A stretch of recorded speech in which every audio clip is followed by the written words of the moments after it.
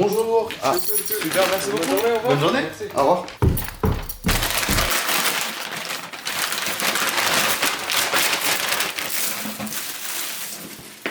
On m'a un jour dit que pour s'améliorer dans une discipline créative, il fallait parfois s'imposer des contraintes. J'ai alors consigné dans un carnet tout un tas de contraintes pour m'améliorer en photographie, et cette vidéo est consacrée à ce carnet. Après mon premier épisode consacré au fisheye et du coup une contrainte matérielle, j'ai pensé que pour cet épisode je pouvais m'éloigner du matériel pour me rapprocher plus de l'esthétique. Cet épisode est donc consacré à la photographie de reflet. La photographie de reflet, c'est super simple, c'est simplement l'action de prendre en photo une image par sa réflexion, ce qui permet à la fois d'avoir des perspectives différentes vachement intéressantes, mais en plus, via la surface depuis laquelle l'image réfléchit, d'avoir une texture en plus. Pour cet épisode, j'ai pris un vélo et je me suis dit que la meilleure manière de chasser les reflets, c'était d'aller au centre-ville.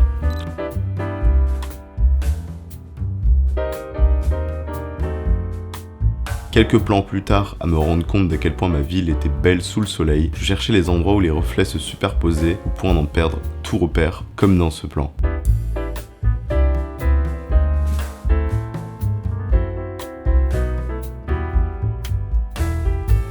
Après 1 heure à chasser les reflets en plein centre-ville, je me suis dit qu'il y avait une autre manière de procéder. Et cette manière, c'était de trouver des plans d'eau afin de capturer les reflets de ces plans d'eau. Je me suis alors dirigé vers un lac dans le vieux quartier de la ville, et même si la lumière n'était pas vraiment celle que j'imaginais, il y avait au moins des canards pour habiller le lac. J'ai alors reçu un message m'envoyant dans un étang hors du centre-ville.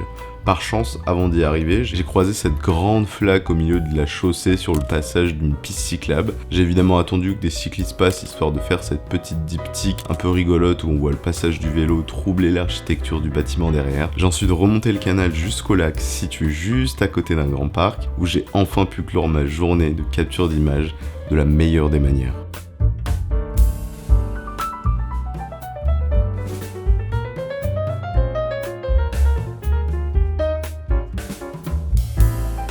Avant de conclure, n'hésitez pas à me dire s'il y a un thème ou une approche de la photographie que vous aimeriez voir expérimenter dans ce genre de vidéo. Et évidemment de vous abonner si jamais vous avez trouvé ça intéressant. Cet épisode que j'ai vraiment apprécié faire a été inspiré en partie par le travail de Sarah Van Rij, photographe dont je vous mets quelques images issues de son Instagram à l'écran. Je trouve sa manière de superposer les silhouettes, les reflets, les textures de manière vachement intéressante et je me suis dit que pourquoi pas j'essaierais ce genre de choses en espérant que les photos qui ont découlé de ça vous plaisent. N'hésitez pas du coup à me suivre sur Instagram si jamais vous avez aimé. Je pense qu'il y aura d'autres photos dans ce style. Et voilà, bonne soirée, bonne journée.